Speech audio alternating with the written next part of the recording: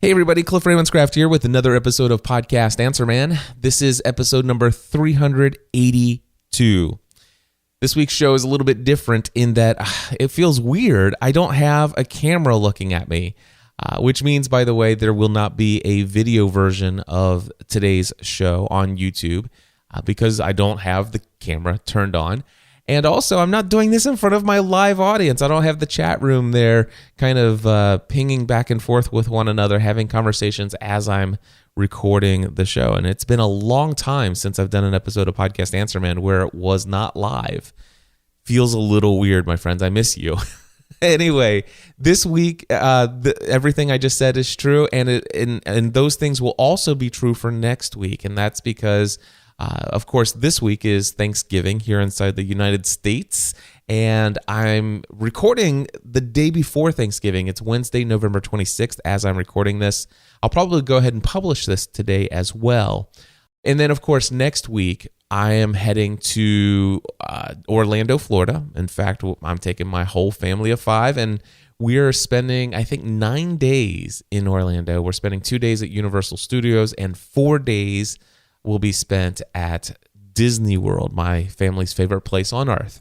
And the reason why we're going down there is that my daughter, Megan, who just turned 15 2 days ago, yes, I am that old, anyway, she was invited to audition for Disney's Dance the Magic Parade, which is the Christmas Day parade that you see on television that's televised from Disney World in Orlando.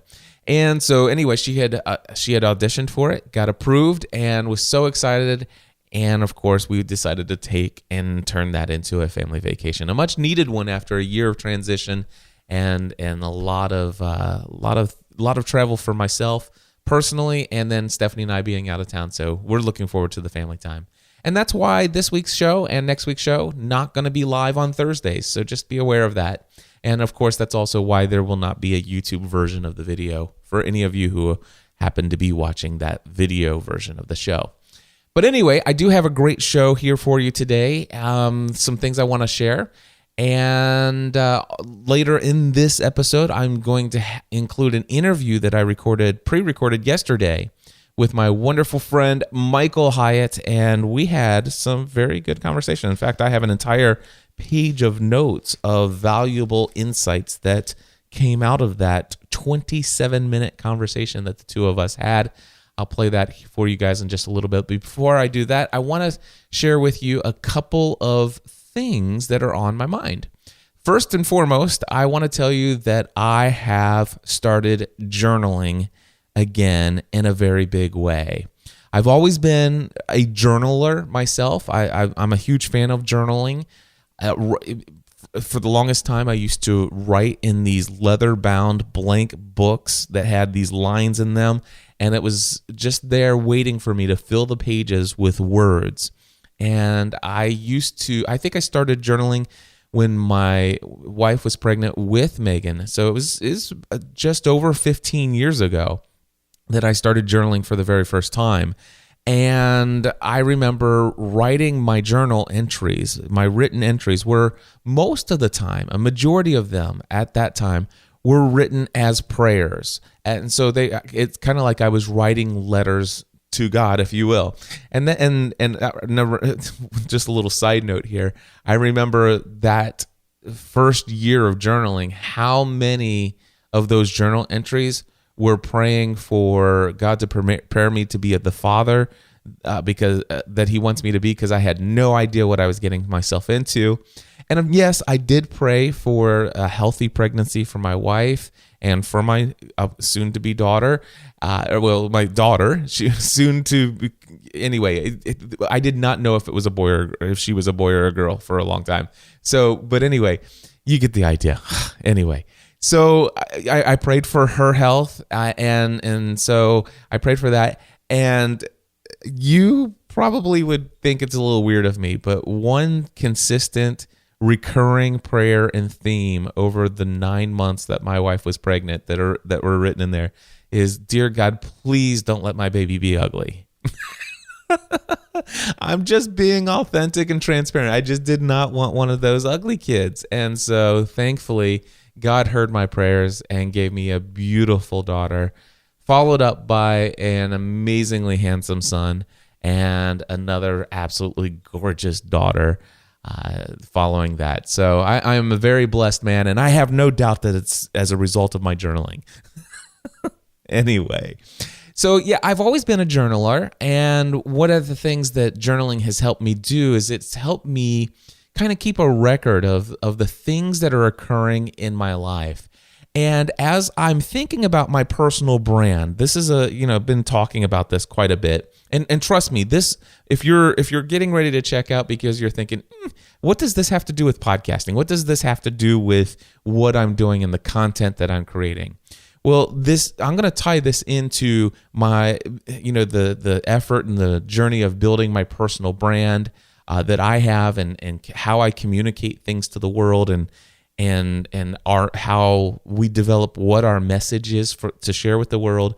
And also, if you hang in tight, you're going to hear how this is turned into a content strategy. There you go. Big technical term that we can fit into the podcasting bubble that many people like to put me in. Oh, we'll get there. I promise. This is good. Trust me. So here's the deal. When it comes to journaling, I found that sharing my experiences in life and writing them down was helpful for me to kind of say, who am I? What am I experiencing in life? And based upon these troubles that I might be facing, these obstacles, what are my thoughts going into them? And what's really cool is I can go back and look at those journal posts or those journal entries, and I can read where I was just in the depths of despair. I cannot believe this has happened to me. How could this happen to me? And how am I ever going to get beyond this? I feel like I'll never get ahead. There were times where I wrote in there, it's like, it seems like, every now and then I get a glimpse of hope that I might be able to get caught up financially. But there are words in there that I just don't see a day where I'll ever be able to live debt free. And so just so many different areas of life where I've been able to kind of just say, wow, this is where I'm at, and I see no way through this. And of course, over the last 15 years, there have been tons of things where I felt that way, like there was no hope. And the reality is that I've made it through a lot, and I've come out on the other side every single time a better person as a result. I've grown, and not only that, but I look back, I am the person I am today as a result of all those things that I have experienced and gone through. And so what has happened for me is it ties into this mission that I feel that I've personally been called to, and it is my message with the world, which is to take my experiences in life and share these things, both past experiences, current experiences, and yes, I'm even looking forward to sharing future experiences, permitted that God allows me to continue to walk the face of this earth. My friend David Foster always said, every day above dirt is a good day.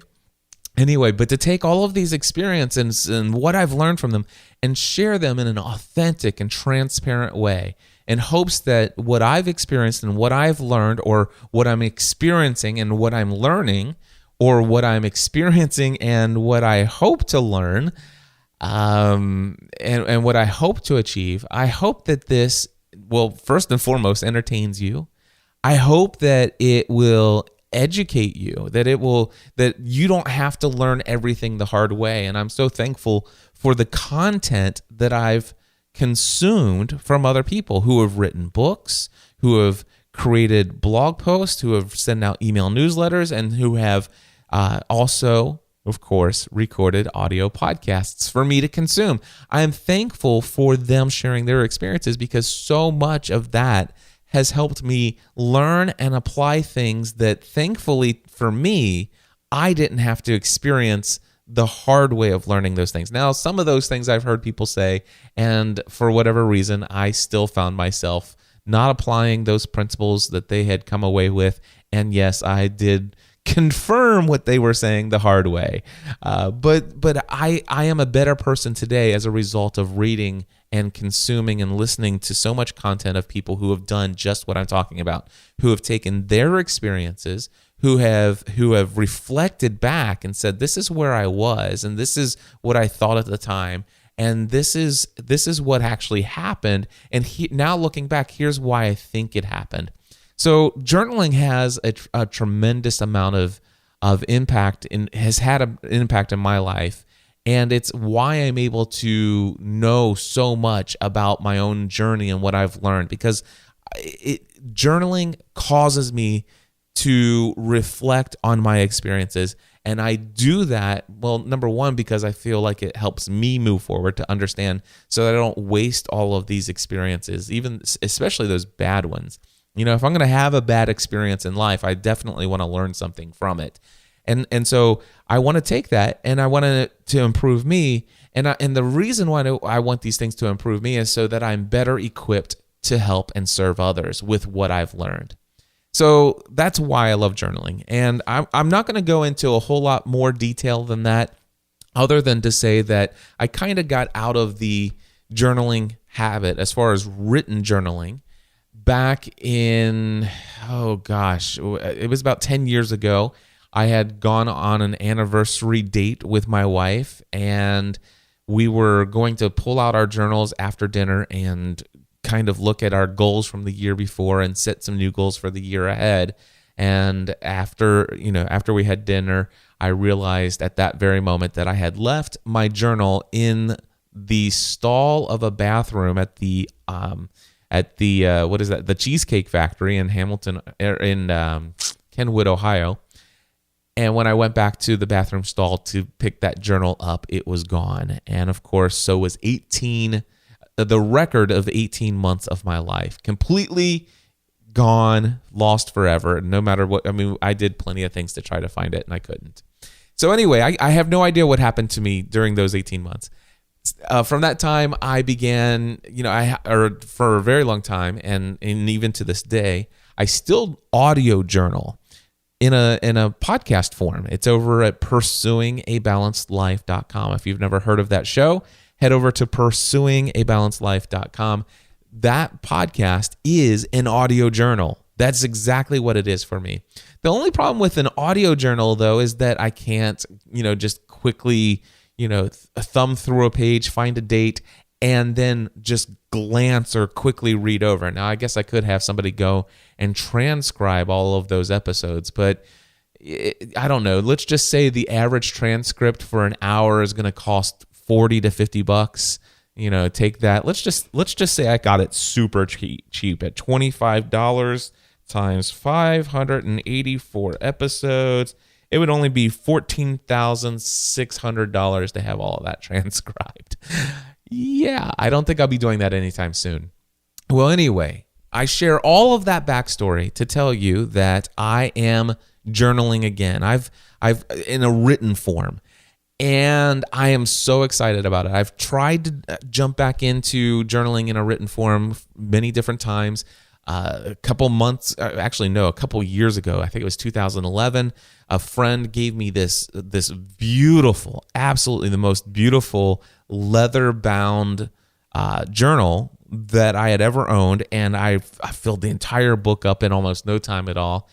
And after it was done, I tried to find another journal that looked like that, and I couldn't. And I decided, you know what? I want to continue to journal, but I want to do it in digital form. I want to be able to search for things. I want to be able to to copy and paste and turn them into blog posts because that's something that was happening. Matter of fact, I'll never forget the time that I wrote a journal post, and think about this as content strategy.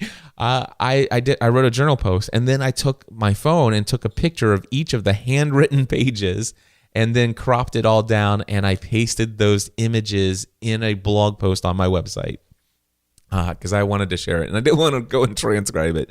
I know, it was lazy of me. But anyway, that's what I did. So I've made an attempt to create journal entries many times in digital form.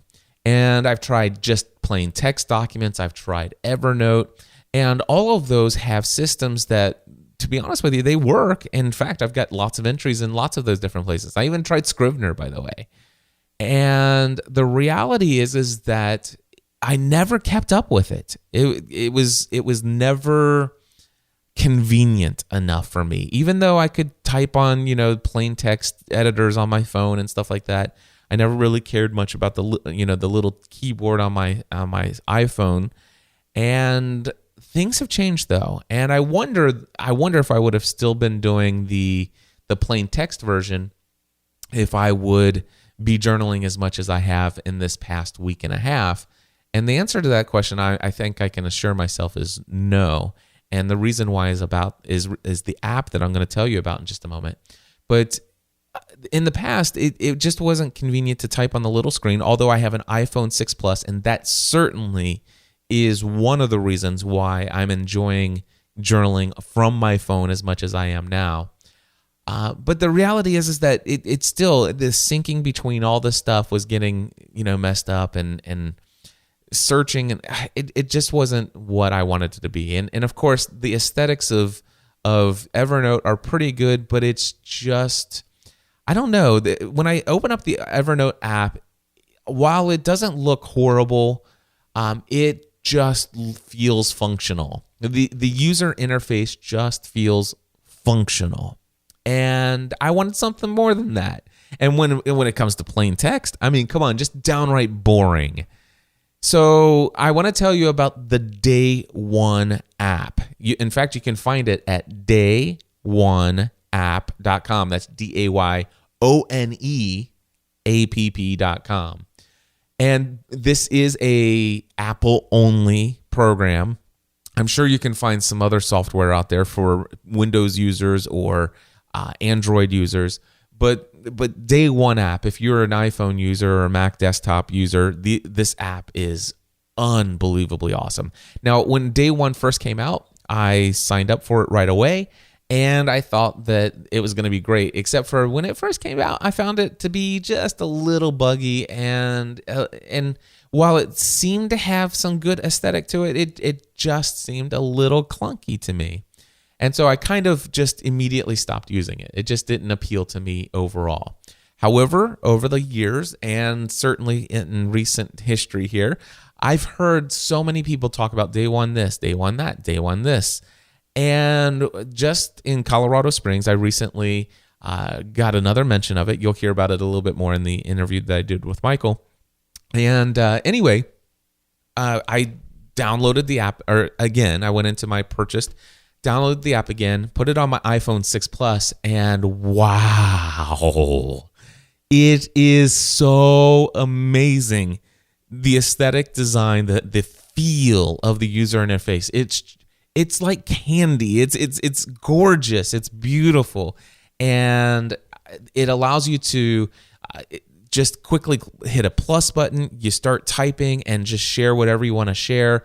I love that there's an option by default where it immediately takes the first line that you write, and and when it's published, if you have it published, it immediately turns that into kind of like a headline for you. You don't have to do all that. You can do this thing called Markdown. I'm not into Markdown yet. I do stress yet because I think I could see myself getting into Markdown in the future now that I have an app that is so aesthetically pleasing that makes use of it. I can see myself. I probably will get to the place where I'm doing Markdown and study up on it and start writing in Markdown. And by the way, if you don't know what Markdown is, just do a Google search for Markdown language. Anyway, so this Day One app, and of course it allows you to publish one image and only one image to each of the posts. And the way that the way that it's set up in the app, I can't because I'm a little obsessive compulsive. I can't see myself putting an entry in there without having a photo. And of course, would I love to have more than one photo? Yeah, but I love the fact that I only have one photo that I'm allowed to put to it because it really forces me to write and spend that journal entry writing. There's talk about them adding the functionality of having video. I hope they don't, although I really hope they do. I know that sounds ridiculous. I hope both ways. But I hope that they don't because it forces me to write, and I want to write. Would I love to include a video? Yes. Would I love to include more than one image? Yes. But I'm glad that I don't have that ability right now. What was the other thing recording audio notes. It's like, I hope they don't add that, although I hope they do. Same thing.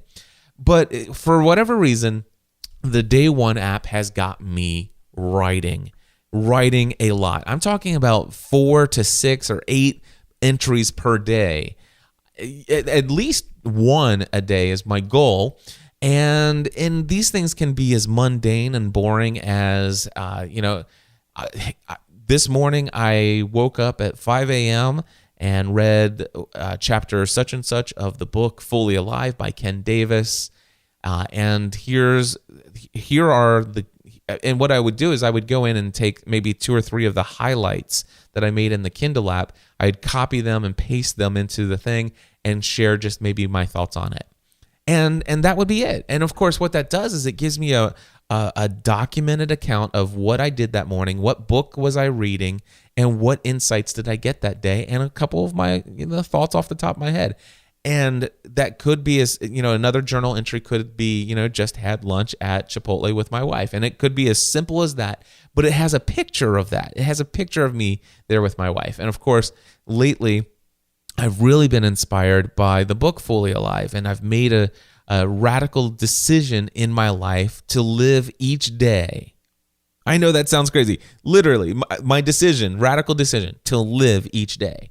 Not working every day so that I can live for the next big event or the next big thing, the next big trip, the next big speaking gig, the next big, because that's what I had been doing, working. But I want to live each day. I want to intentionally do things that demonstrate the life for which I was created every day. I talk a great deal about this in episode 583, this major revelation for me about where I am and what I want to do with my life moving forward and what direction. If you want to hear about that, it's Pursuing a Balanced Life, episode 583. And in fact, I created a short URL. It's gspn.tv/start here.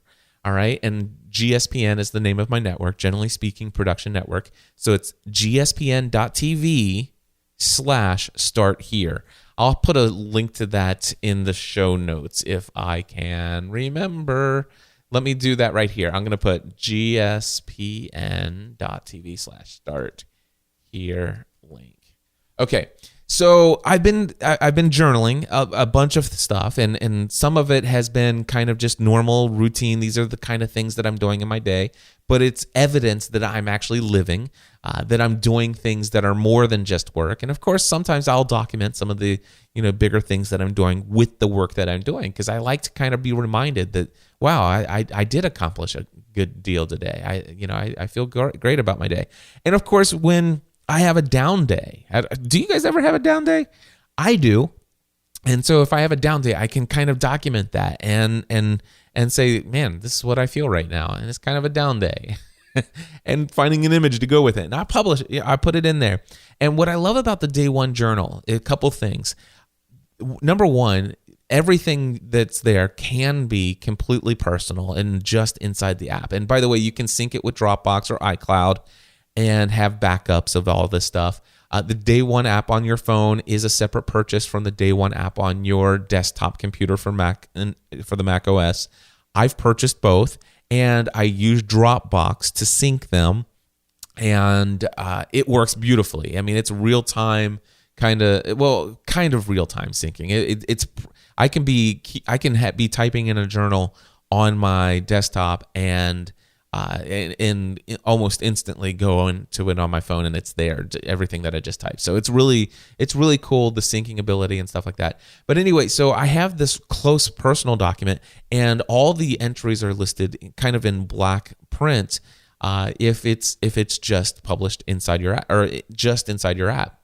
But they also added this feature a while back called publishing, Day One publishing, and you can publish your posts to the Day One web interface. And what's interesting, though, is that they don't allow this to be kind of like a blog where you can link from one published post to the next. So it gives you, for example, if I publish an entry in Day One, it publishes it to the web, and I have the ability to take the link to that and share it with anyone, but all they can read is just that one post. They can't click through and see there's no way to get to the archive. But the interesting thing is that if you use the publish feature, you have the ability to, when you're sharing it, to not only publish it to the day one web version, which by the way is absolutely beautiful and so aesthetically pleasing. It just makes my heart melt just looking at it. I love the font, the white space. The image at the top. I love the aesthetics of this app. Anyway, but it also allows you to share your published article or your published entry to Twitter, to Facebook. They have the option for Foursquare, but I don't do that.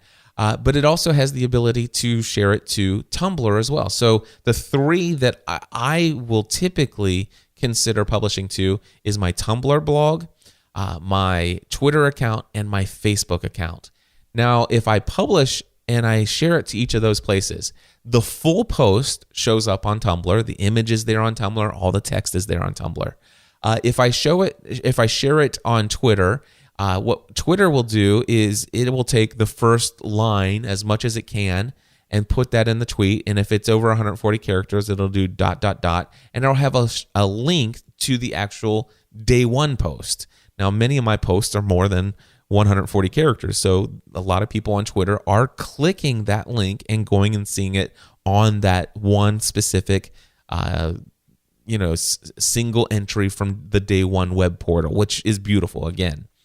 So I love that. And now if I publish, and when it gets published to Facebook, the entire entry is published in the status update. And then, of course, it has what you call the little Facebook card or whatever, where it has the image that shows at the bottom, and of course that image is a link to the day one. But people who are following me on Facebook can read the entire entry right there in Facebook. Now, I know that if I publish things directly, if I was to copy and paste it directly into Facebook and put the image manually into Facebook instead of letting day one do it, I'd get more edge rank, or it would be more likely to be seen by more people. But the convenience of this thing has been amazing.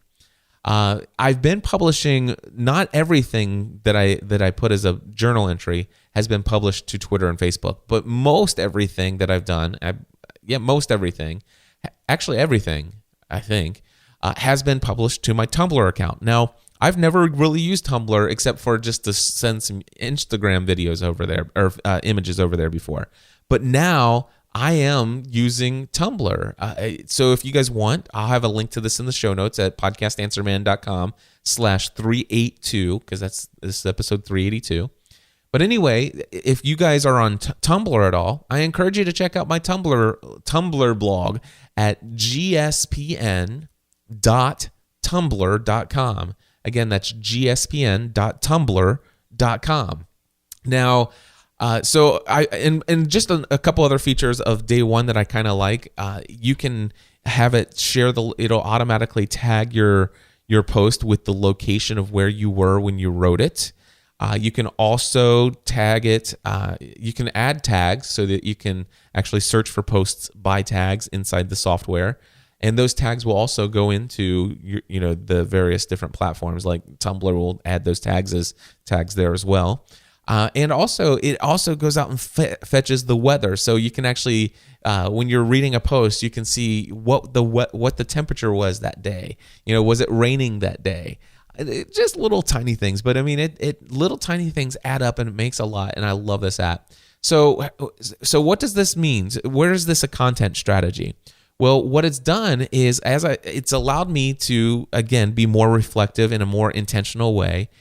It's causing me, as I'm journaling throughout my day, asking myself, am I living the day that I really feel like I've been called to live? And in that case, will I be sharing this? And some things I share, some things I don't share as far as on social media. And some things that I write in my day one app turn into really lengthy posts that I think are it's been so long since I've blogged.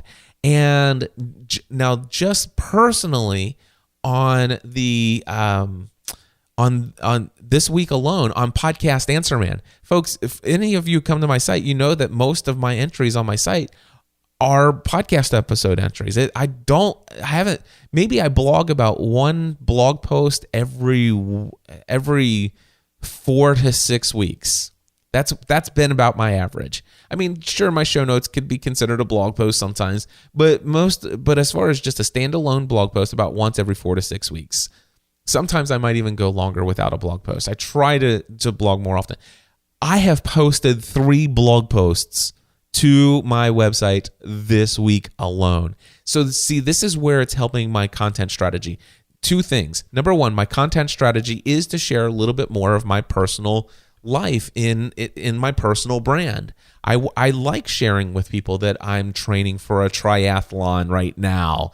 Want more details on that? Head over to gspn.tv/start here and start with listening to episode 583 of Pursuing a Balanced Life, which is like a brand new start for me. Anyway, so I like sharing with people that I'm training for a triathlon. I'm publishing those journal entries that have a photo of me after I've got a big, forehead full of sweat after working out, and it's inspiring people. And those are the kinds of things that are a part of my content strategy, is to share the things that I'm doing in life that will inspire others to take action in their life. And so it's helping me in that way, but it's also helping me with Podcast Answer Man and content. So 3 blog posts that originally were day 1 journal entries, and I went through and proofread them in the day 1 journal app, and I published those to my gspn.tumblr.com Tumblr blog.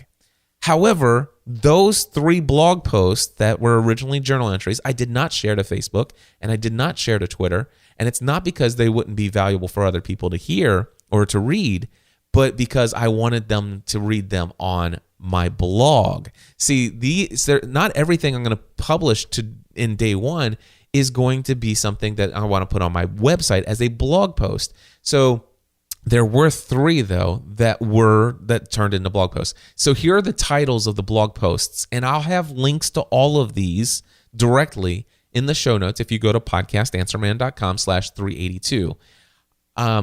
The first one is titled Quick Question. I get emails with this subject line or that have this phrase in the first sentence of an email of at least 30 to 40 emails per day. So quick question. I get emails with this subject line or that have this phrase in the first sentence of at least 30 to 40 emails per day, ... That's the title of the blog post. And then I actually share how I handle the fact that I get so many quote unquote quick questions every single day. And I even detail in there why I feel kind of bad that lately I've had to say no more often than normal. And I share my schedule. And that blog post is mostly, that journal entry was mostly for me to take a break and say, stop feeling bad about this, Cliff. You have a reason for saying no. You in good conscience cannot say yes to all of these requests. And I wrote this to remind myself, this is what you've got going on. This is what I've got going on for December, for March, or for January and February. There's just no way I can say yes to all of this. And in between all of these trips, there's no way. I don't have time. I have to say no. And then I'm like, wow, I bet you this would be something that could be helpful to others. And so that's a blog post. In fact, I do have an easy to remember URL for that. It's podcastanswerman.com/quick question, all one word. The next blog post is called Creating the Content You Feel Called to Create.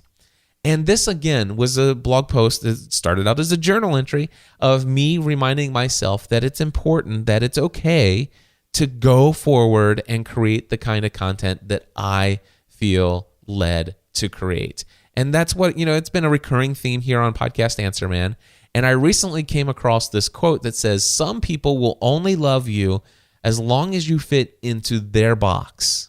Don't be afraid to disappoint. And that's the thing. I've had a history of being afraid to disappoint people when people don't like the direction of Podcast Answer Man. It weighs on me. It's like, man, does everybody feel this way? Because I sometimes question it myself, and no matter how many people have said they love it, I still struggle. Do I do this? And this episode, or this blog post, ends up being a record of saying, hey, Cliff, if you ever feel like the feedback of some people who says you shouldn't be doing the content that you're doing on Podcast Answer Man, you talk, it's too much, you're long-winded and stuff like that. Well, I'm going to remind myself to go to this blog post called Creating the Content That You Feel Called to Create. Now, by the way, if you want to read that blog post, it's on my website. And again, the link's at podcastanswerman.com/382. And then, of course, what did I do after that? I finally went in, and the next blog post is titled A New iTunes Description for Podcast Answer Man. I am absolutely convinced, I am 100% clear, crystal clear clarity on the direction of this podcast. And I'm going to read to you this blog post. Today, I spent some time updating the iTunes description for the Podcast Answer Man podcast. The old description used to start off with, this is the podcast about podcasting, helping you take your show to the next level. However, this no longer accurately describes what each podcast episode is focused on. For this reason, I've changed the description to the following. So if you were to go into iTunes and search for Podcast Answer Man, this is what it would say. Thanks for checking out the Podcast Answer Man podcast. My name is Cliff Ravenscraft, aka the Podcast Answer Man. I started podcasting as a hobby back in December 2005. Since that time, I've created more than 30 different shows and have produced over 3,200 podcast episodes of my very own. In December 2006, I launched this Podcast Answer Man podcast and my podcast coaching and consulting business at podcastanswerman.com. I have personally helped thousands of people launch extremely successful podcasts through one-on-one coaching and consulting, and through my Podcasting A to Z online training course. My free podcasting tutorial at learnhowtopodcast.com has been used by tens of thousands of people. Thousands of these folks were able to use what they learned there to launch a podcast of their own without needing to purchase a single product or service from me, which was my goal. I believe that podcasting has the power to change the world one person at a time. I've experienced this firsthand, and I left my 11-year career in insurance in January 2008 to pursue my passion for podcasting full-time and for helping other people launch their own podcasting journey. This show started out as a podcast all about the technical details and procedures related to podcasting. However, after a few hundred weekly episodes, I'm nearing episode 400 as I'm writing this updated description, I've gotten to the place where pretty much every question that had ever come in had already been answered at some point in the archives. I have found an overwhelming majority of my audience already has a podcast and no longer need the basic technical information related to podcasting. Instead, they tune in each week to hear me share my thoughts and insights on personal branding, building relationships with your audience, growing a business around your podcast, as well as personal and professional development. Just to be clear, this show has a good amount of focus on my own personal journey through podcasting and building my own personal brand. Many episodes are made up of me sharing what I'm facing in my own business/brand and what I'm learning through the process. It is my mission to share these experiences in hope that they will be a source of entertainment, education, encouragement, and inspiration to those who are on a similar journey. My goal for this show is to help you take your message, your business, and your life to the next level. If you are looking for the basics on the technical details of podcasting, I suggest that you start out with my free tutorial at learnhowtopodcast.com. From there, check out the sidebar of my website at podcastanswerman.com, and you will find it very easy to find all the information that you're looking for. I have well over 10,000 hours invested in all the technical content related to podcasting that you will find on my website. So there you go. That's my new description in iTunes. Wordy, lengthy, absolutely. But hey, isn't that me anyway?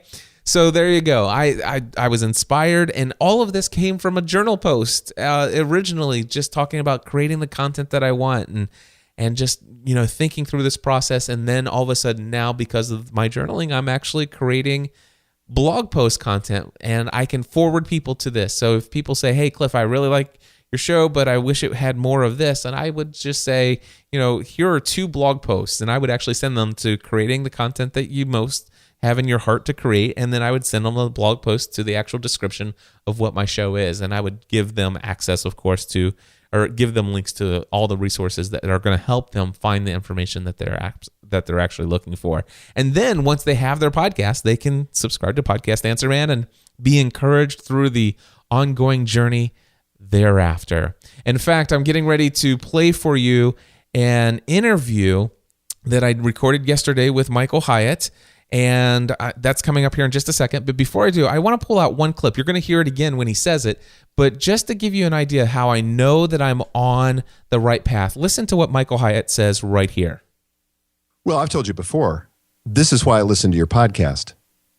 It's not because I need more technical information on podcasting. Right now, the way I'm doing podcasting doesn't really require anything of me technically. I just listen to you because I like the way that you think about life, how you approach the problems you're trying to solve, and just your voice. So you could be talking about anything, and I'd be interested. And I want to tell you something. I wrote the description for iTunes that I just read to you before I talked to Michael yesterday and recorded that. So my friends, I know that I'm on the right path. I know that there are several of you who do not like this path. I'm totally fine with that. There are technical podcasts related to all the technical details of podcasting out there. There is plenty to choose from. But if you enjoy the direction that I'm heading, please continue to join me on this journey. Anyway, here's that interview that I was telling you about. Let's go ahead and jump right into it right now.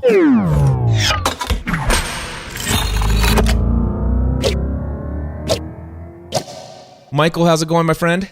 Going great, Cliff. Great to be with you. It's great to be with you. I'll tell you what, I have been on fire ever since I got back from Colorado Springs, Colorado, where we had the third, I think it was the third platform conference. It was. Yep, third. Wow, what an amazing event. I had so much fun.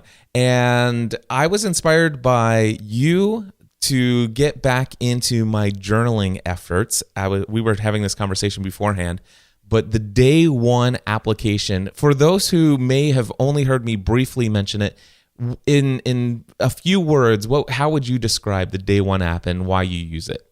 Yeah, I think it's basically a way to journal. And I've never been a journaler. My wife challenged me to journal. She said, it's going to be so helpful for you spiritually and in your business and everything else.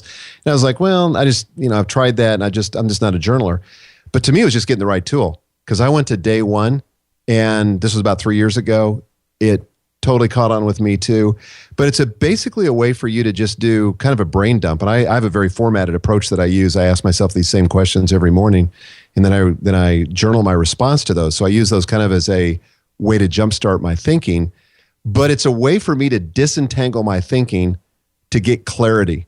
And I think clarity is like the one thing that eludes so many people. And it doesn't come just by, sitting on a rock. For me, this kind of is an old adage that I really believe in that you may have heard before. Thoughts disentangle themselves, passing over the lips and through pencil tips. I like that. For me, journaling, it helps me to get off the things that are on my head, the things that kind of are swirling around, that kind of keep me preoccupied, and really the things that keep me from living in the present.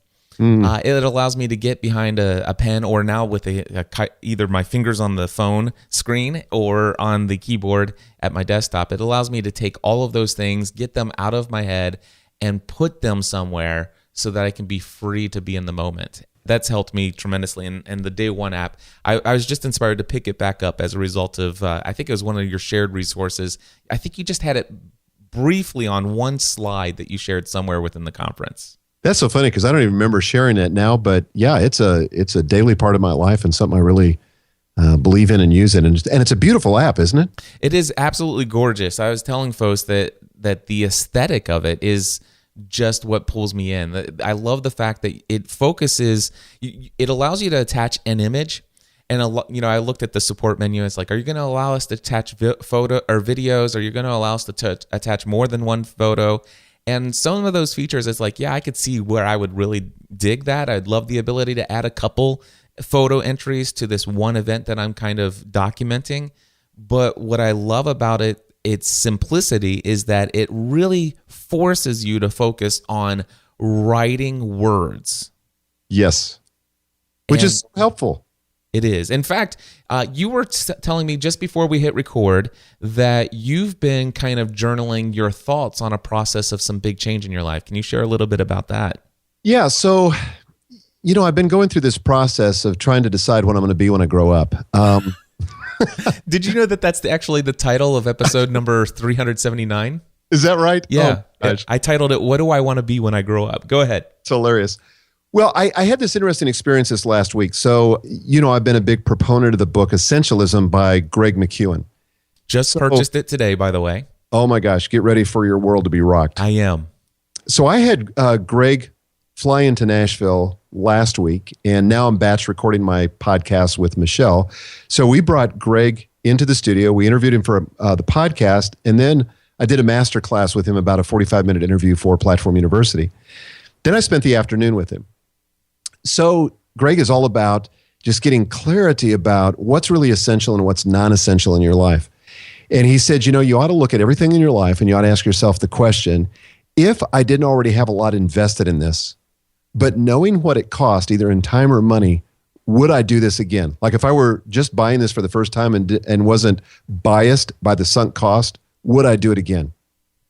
So this is really funny, but true story. So I went home at this meeting and he uses a metaphor of a closet, like how closets get jammed with all this stuff that is non-essential. So I went home and I was taking a couple of days off. So I spent a day doing nothing but cleaning out my closet. I got rid of 2/3 of my clothes. But instead of holding up a piece of clothing and saying to myself, will I ever wear this again? Which is usually the question, because then I put it right back on the shelf. I said, am I excited enough about this piece of clothing that if I didn't own it, would I buy it? So 2/3 of it, I ended up giving away to a local charity. So then I said, okay, I need to do this in my business. So I started going through this exercise. Like I said, I had a couple of days off. So I had a whole day to reflect on this. And I started looking at all these different aspects of my business. And I started saying, okay, if I didn't have all this invested in whatever it is, would I do it? That was a scary thing. And so I started journaling, to bring it back to journaling. And I just said, I'm first of all, I'm confused because I'm not sure. And I see like I'm at a fork in the road where my brand could go in two different directions. Like one of it is sort of the platform building, social media side of things. The other one is the personal development, goal setting, productivity, leadership stuff. And I've kind of got a foot in each camp. And unless I can resolve this, I don't think I can go to the next level. And Greg essentially told me that. He said, you're never going to get past the next level until you decide how all this fits together. Because it's like a rose bush that is doing great, but it needs pruned badly. I'm so glad that you were willing to share that at this point in the journey, because when I had asked if you'd be willing to share that, you said, I'm happy to share, but unfortunately I just have no clear direction on, clarity about where this is going to lead and what direction I'm going to head. What I love about that is I've been sharing, I know that you're a couple weeks behind because of the conference and a couple travel things that you've had recently.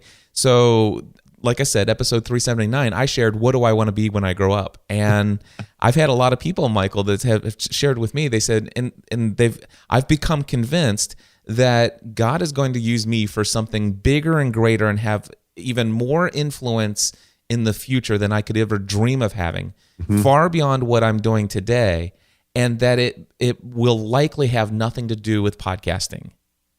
Wow.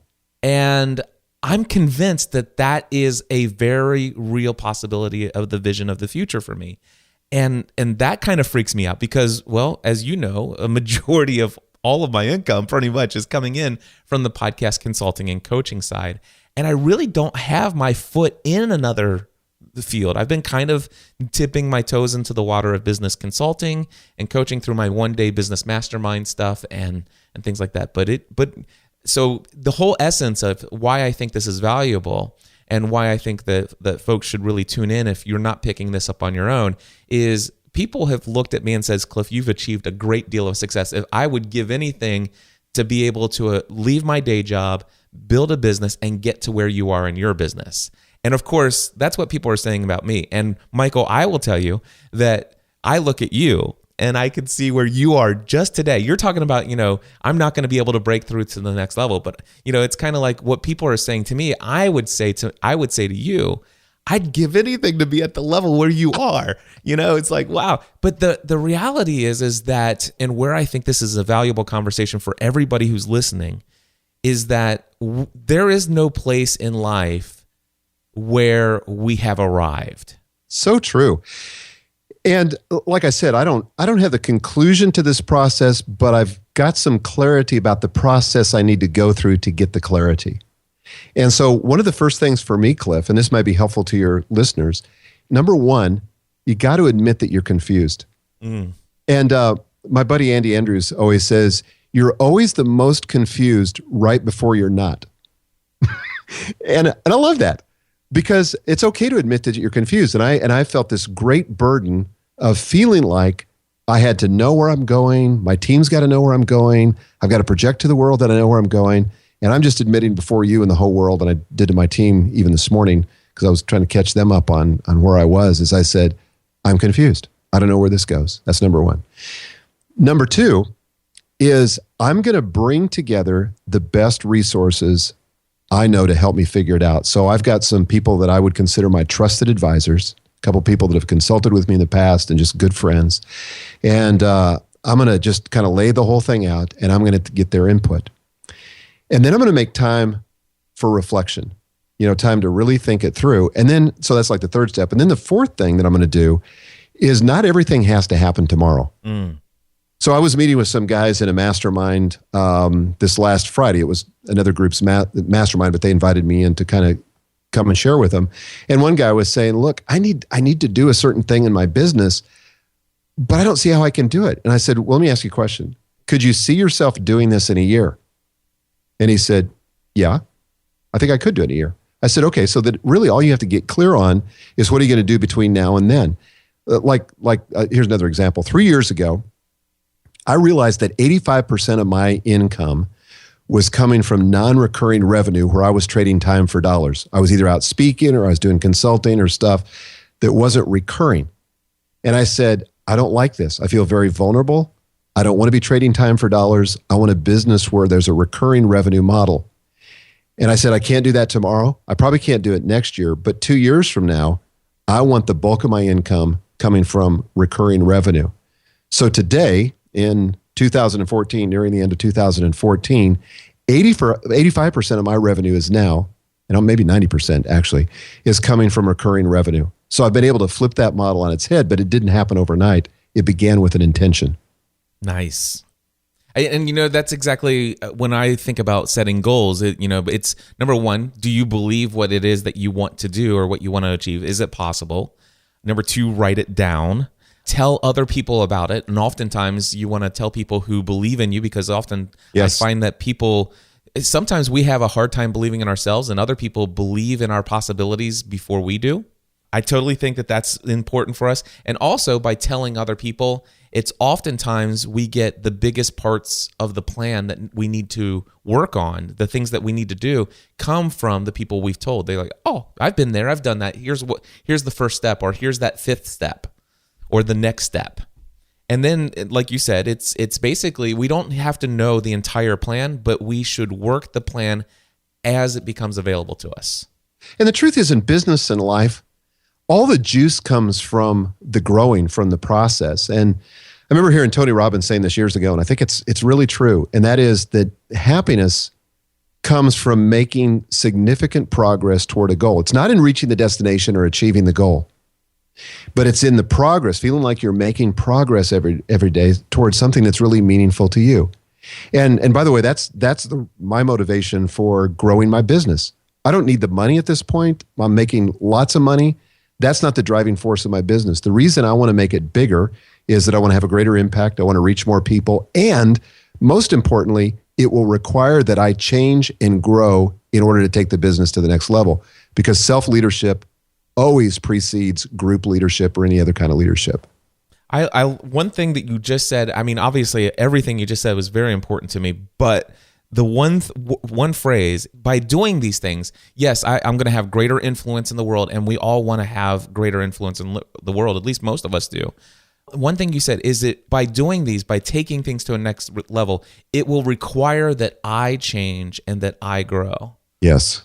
And, you know, it's one thing to have influence in the world. And this is something that I've been, that's been going through my mental process over these, with all the thoughts that I've had about, you know, I want to live a life where, you know, I see my future in the area of basically focused on creating content, sharing my life and experiences online in a way that entertains and educates, encourages, and inspires others. And I would love it if I could get to the place where a majority of my income is coming from being a source of motivation and encouragement. I kind of feel like I want to, you know, I was reading Ken Davis's book, Fully Alive, and all of a sudden I just realized, it's like, for the very first time, it's like, wait a second, Ken Davis gets paid to make people laugh.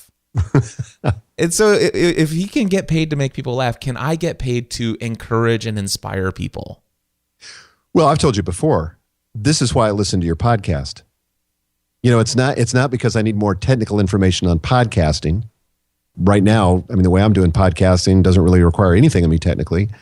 I just listen to you because I like the way that you think about life, how you approach the problems you're trying to solve, and just your voice. So you could be talking about anything, and I'd be interested. Wow. And the question I have to ask myself is, how do I create an A to Z course or a membership site or events that help bottle that into something that's of value that will... Do you see what I'm saying? That I'm not asking you to answer that question, but that's the challenge. That's the challenge I have before me. It's like, for me, and this is where I'm going to tie it back into the reason why I want to pursue this is because it will force me to grow. It will force me to change. If I want to create a living that is surrounded by encouraging and inspiring other people, I have to have a life that is encouraging and inspirational. I have to live a life that's worth modeling. Now, what I've proven to myself is I've created a business. I've created podcasting that is aspirational. And so people are willing to pay to say, Cliff, I would love to work with you to teach me how to achieve what you've achieved in podcasting. And so that's where I've put all of my eggs and all of my time, all of my effort, and all of my energy. And I've kind of left out some other important key factors in my life, such as I wonder if people in the future could say, I want to get to the place where this wakes me up and it causes me to change and grow, so that one day people say, gosh, Cliff, I wonder if I could get some time with you, if I could spend a day with you or a couple hours talking to you, because I want to learn how to be the kind of husband that you are, to be the kind of father that you are, to be the kind of whatever, you know, to have the health and physical fitness that you have. And certainly people are not knocking down my door to have that right now. And so that is why I want to take things to the next level, because I feel like that's what I'm called in life to do. And so just what you said there, Michael, is and for me, the reason why I want to take things to the next level is because I know that it's going to force me to change and force me to grow. And therefore, I have more to give to others. And I think this is the thing that makes us really fearful when we think about that next level. And a lot of us want to shrink back because we love the comfort zone. It's called the comfort zone for a reason. But to grow to that next level, we've got to be willing to put ourselves in the discomfort zone, which I don't like. You probably don't like, but it's necessary. And this is another Andy Andrews quote that I love. He said, he defines discipline this way. Are you able to make yourself do something you don't want to do in order to get a result you really want to get?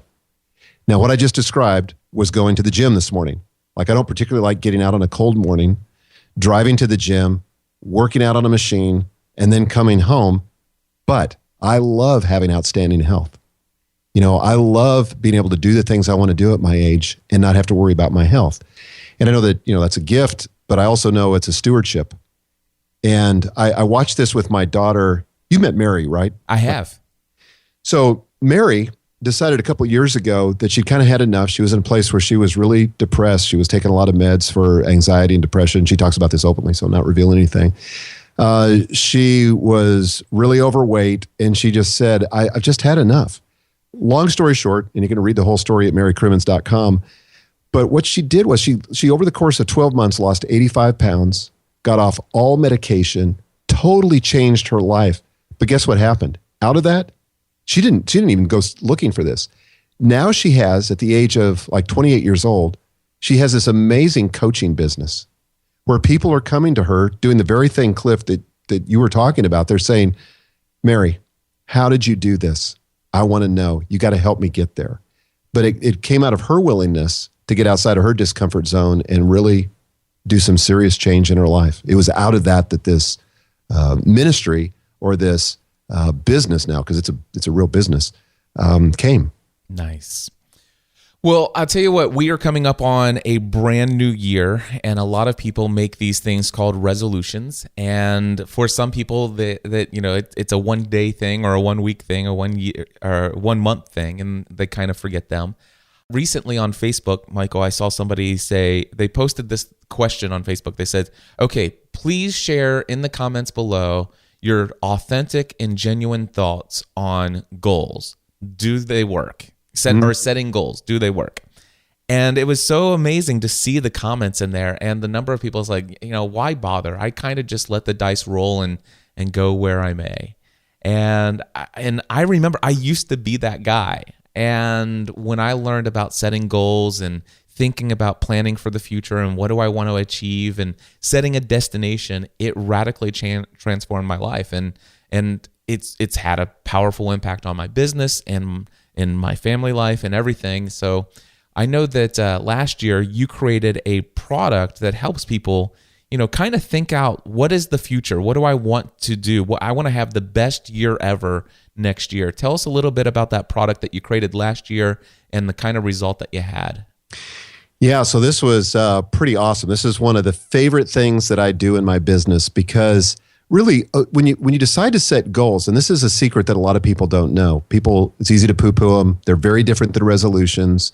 The wrong kind of goal setting won't work, but the right kind of goal setting allows you to be the architect of the future, to be able to create a world that doesn't now exist, but could exist if there was some intention and some planning and some follow through. So about a year ago, my daughter Megan, who runs my business, basically said, look, Dad, I want to do a goal setting thing, because this has been a part of your life for like 15 years. As long as I've known you, really, this is all you do, is set goals. And I've watched you do it in business. I've watched you do it in personal life. And I think the members of Platform University would benefit. So let's just do a master class. Well, then my friend Stu McLaren, who works with me on a lot of projects in my business, said, no, I think it needs to be a standalone product.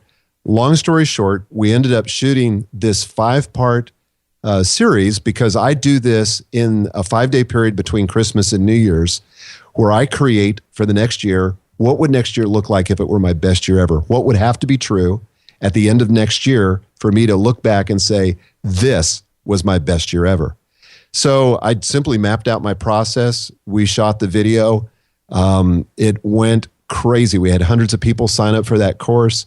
We had incredible testimonies in the forum of people who did everything from lose huge weight, to get out of debt, to start a business they'd want to start, to restore a marriage or a relationship that was really important that had been broken or not optimized to the level that was satisfactory to them.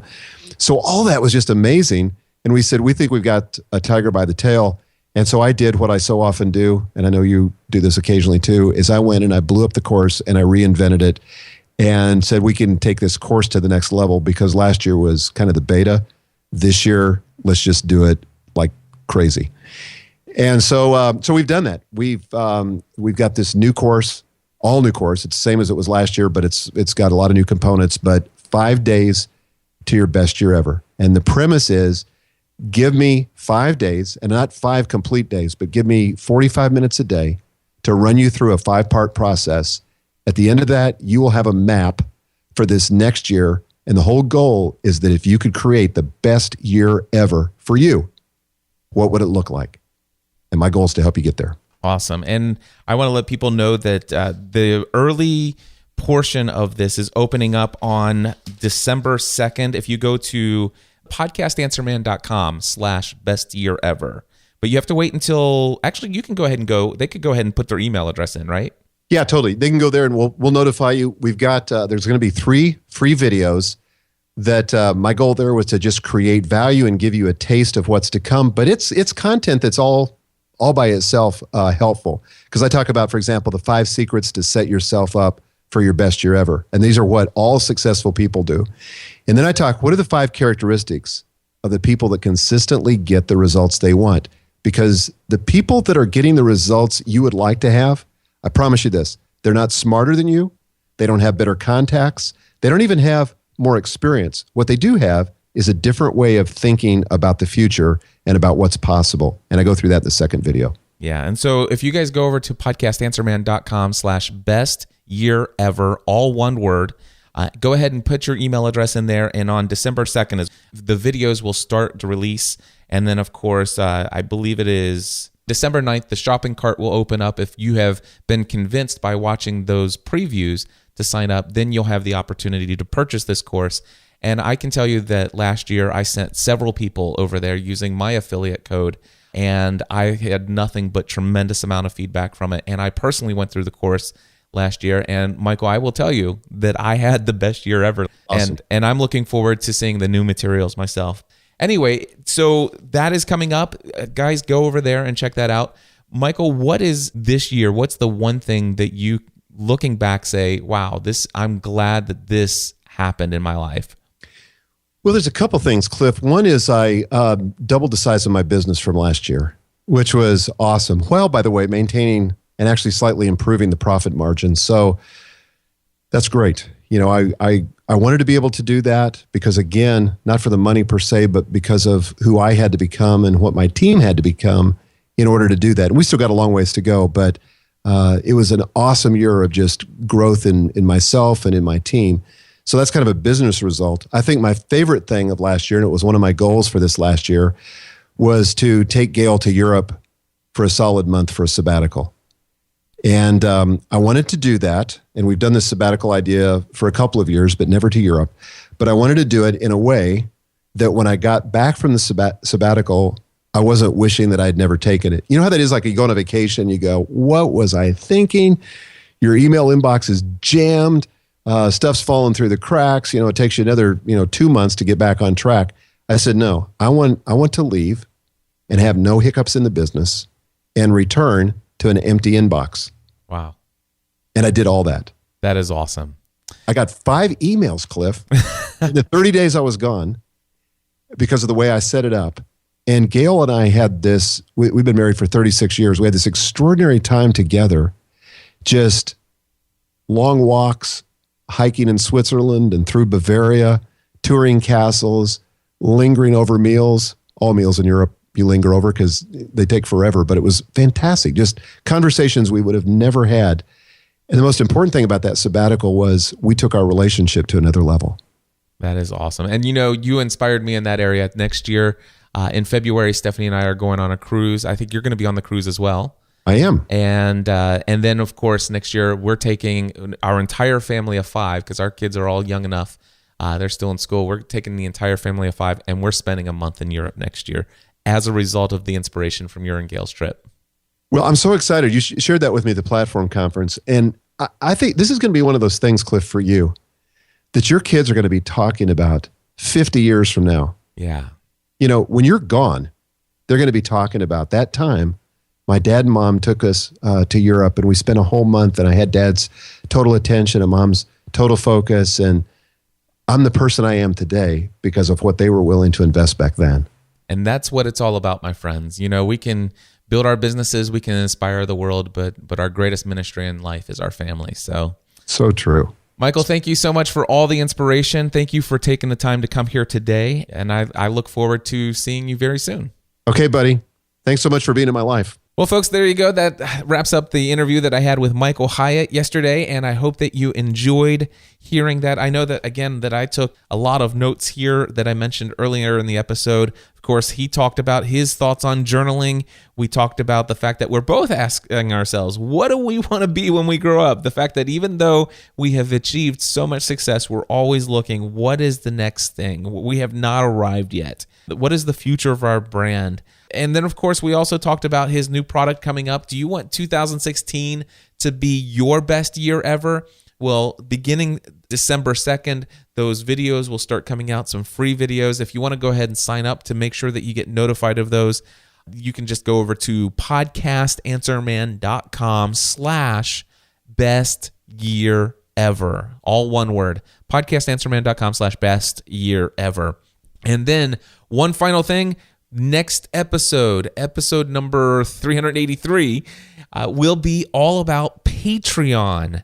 Now, if you want to go ahead and check out the Patreon account that I have set up for Podcast Answer Man and kind of just glance at it, look over the whole thing, you'll get a good feel of what I'm going to be focusing on in the next episode of Podcast Answer Man. So head over to patreon.com/Podcast Answer Man, or you can go to podcastanswerman.com/Patreon,